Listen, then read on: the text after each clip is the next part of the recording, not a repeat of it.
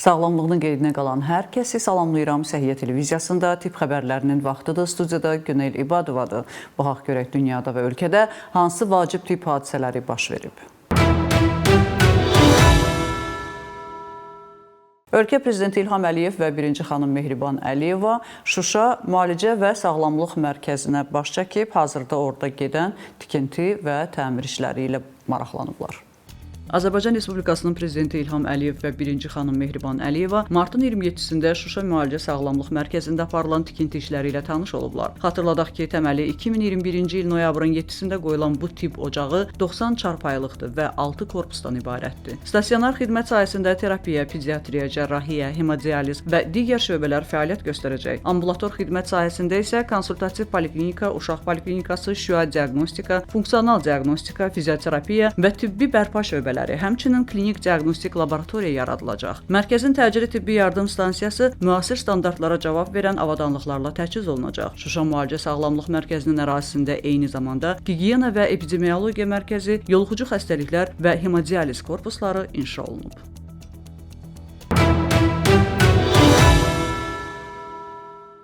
Təbibin verdiyi məlumata görə bayram günlərində 30 mindən çox insan təcili tibbi yardım xidmətindən istifadə edib və onların yarısı paytaxt sakinləridir. Novruz bayramı ilə əlaqədar qeyri-iş günlərində Respublika Təcili və Təxirə Salınmaz Tibbi Yardım Mərkəzi gücləndirilmiş iş rejimində fəaliyyət göstərib. Bakı şəhəri üzrə təcili tibbi yardım xidmətinə martın 20-sindən 26-sına dək 14370 çağırış daxil olub. Bu çağırışlardan 1284 nəfər müxtəlif tibb müəssisələrinə hospitalizasiya olunub, digərlərinə isə yerində zəruri yardım göstərilib. Bu məlumatı təbib yayıb. 58 region üzrə isə bayram günlərində təcili tibbi yardım xidmətinə 15598 çağırış daxil olub. 1597 nəfər müxtəlif tibb müəssisələrinə hospitalizasiya olunub, digərlərinə isə yerində zəruri yardım göstərilib. Çağırış səbəbləri əsasən arterial təzyiqin yüksəlməsi, müxtəlif travmalar, dispeptik əlamətlər, kardioloji və respirator xəstəliklər və sairə bağlı olub deyə məlumatda bildirilir.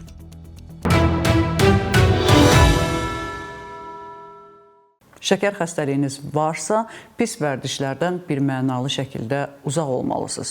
Əks təqdirdə bizim növbəti xəbərin qurbanı kimi ayağınızı itirə bilərsiniz. Ümumiyyətlə, şəkər xəstələrinin amputasiya səbəbləri nədir və məhz bu sujetdə qəhrəman olan 55 yaşlı günə 2-3 qutu siqaret çəkən insanın ayağını itirmə hadisəsi necədir? Bütün bunları birazdan biləcəksiniz. Hər gün 2-3 paska siqaret çəkir deməsinə. 25 kilə yaxındır, şəkərli diabetdir.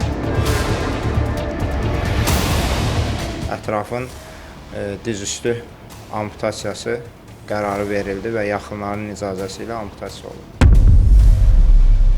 6 aydan sonra tam ətraf funksional protezlər var. O protezləri geyinib həyatlarına davam etdirə bilirlər. Günə 2-3 qutu siqaret çəkən və vaxtında doğru müalicə almayan 55 yaşlı şəkər xəstəsinin ayağı amputasiya olunub. Bu barədə travmatoloq ortoped Fuad Əyyubov STV xəbərə verdiyi müsahibəsində bildirib. 69-cu il təvəllüddür. Bizə deməli sol aşağı ətrafda kəskin ağrılar, irinli infeksiyon ağırlaşma, diabetik pəncə diaqnozu olaraq daxil olmuşdur. Tam işemik ayaqla. Xəstə uzun müddət rayon mərkəzi xəstəxanasında ambulator və stasionar şəraitdə müalicə almışdır və yekun olaraq müalicənin effekti olmadığı üçün Bakı şəhərinə yaxınları tərəfindən gətirilib. Bizdə müayinələr aparıldı, ətraf Doppler müayinəsi olundu və dizdən belə desək, diz altı arterin tam tutulması və ətrafda işemiya, onunla bərabər irinli ağırlaşma, yəni yaralar var idi ətrafda çoxlu sayda və oradan irinli axıntılar var idi. Aparılmış müayinələrin nəticələri tam incələndikdən sonra xəstə yaxınlarına izah olundu ki, artıq xəstədə ağırlaşma fonunda digər orqanlarında da fəsadlar ortaya çıxırdı, böyrək çatışmamazlığı əlamətləri var idi, qaraciyər və böyrək çatışmamazlığı.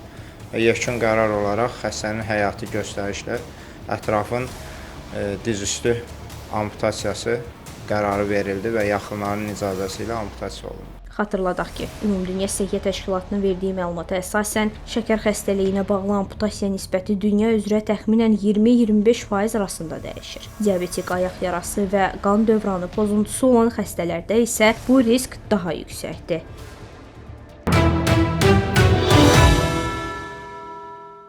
...66 yaşı var, heç bir müalicə almadan təbii üsulla hamilə qalır və artıq 10-cu övladını dünyaya gətirir. Onu da deyim ki, böyük övladının hazırda 47 yaşı var.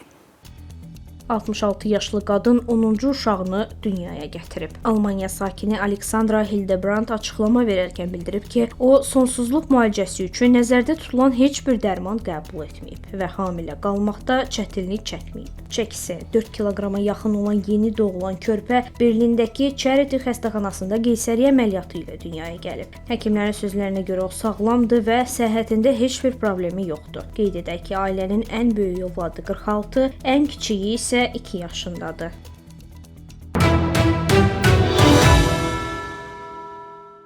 Yay gəlir, yayla bərabər sevimli dırnaqarası dostlarımız ağcaqanadlar da gəlir. Alimlər isə onlardan necə qurtula bilərik və yaxud da qanımızı içən kimi necə həyatlarına son verə bilərik, bu sualın cavabını tapıblar. Əlbəttə, bir canlı haqqında bu qədər qəddarcasına danışmağım doğru deyil, amma yuxu və sağlamlıq hər şeydən ötədir. Məsələ burasındadır ki, ağcaqanadlar malyariyanı dünyada yayan həşəratlardandır.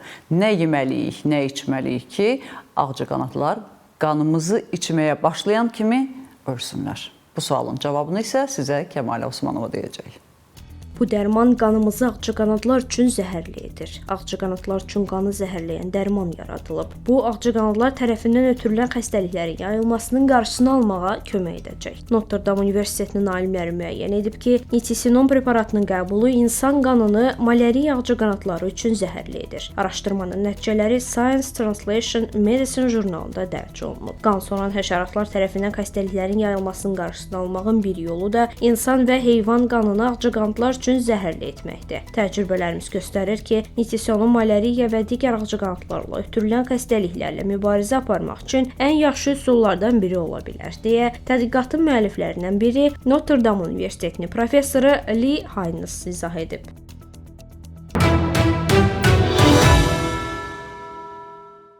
Əminəm ki, hamımız hissli vaxtda, danışdıqlarımızdan, dediklərimizdən, elədiklərimizdən sonra peşman oluruq. Hətta həmin halımızdan utanırıq da. Amma alimlər deyir ki, qəzəb insanı inkişaf elətdirən, onu təhlükədən qoruyan ən möhtəşəm hisslərdən biridir. Heç kim hirsindən, qəzəbindən utanmamalıdır və onu narahat eləyən, əhvalını körlayan məsələlər haqqında açıq danışmağı bacarmalıdır. Əks təqdirdə mütəmadi olaraq həmin içəridə yığılan, susulan qəzəb çox ağır xəstəliklərə və eyni zamanda iş qabiliyyətinin aşağı düşməyinə səbəb olur. Qəzəb vaxtı onu nə qədər bildirməliyik, hirsimizin şkalası nə boydadır, bütün bu sualların və digər qəzəblə bağlı çox maraqlı kəşflər Alman alimləri tərəfindən edilib. Baxaq görək, detallar nədir? Alimlər qəzəbi ölçmək üçün şkala təklif edib. Almaniyanın Hohenheim Universitetində aparılan bir araşdırma insanın qəzəb səviyyəsinin şkala ilə ölçülə biləcəyini göstərib. Bu, ailədə və iş mühitində münaqişələri müəyyən etməyi və daha asan həll etməyə dəstək olacaq deyə araşdırmaçılar bildirir. Hohenheim Universitetinin Biznes və Təşkilati Psixologiya Departamentindən doktor Robin Umbra deyir ki, bir çoxu qəzəblənmək hissindən qaçır. Lakin qəzəb ən təbii və bizim inkişafımıza təkan verən təhlükəsizliyimizi təmin edən hissdir. Alimlər 8 sualdan ibarət test hazırlayıb. 600-ə yaxın işçi arasında onlayn sorğuda sınaqdan keçiriblər. Bu suallar əsnasında qəzəbin təhlükəli və faydalılıq səviyyəsi müəyyən edilib. Test sorğu əsasında qəzəb şkalasını hazırlamaq üçün doktor Umbra və professor doktor Fassbender təxminən 100 psixoloqla çalışıblar. Xoşagəlməz hadisələri əvvəlcədən müzakirə edən və qəzəbini boğmayan işçilər şirkət üçün daha uğurlu əməkdaşdılar. Münaqişədən qaçan və narazılığını gizlədənlərin isə iş əmsalı çox daha aşağı nəticələr göstərir deyə alimlər bildirir.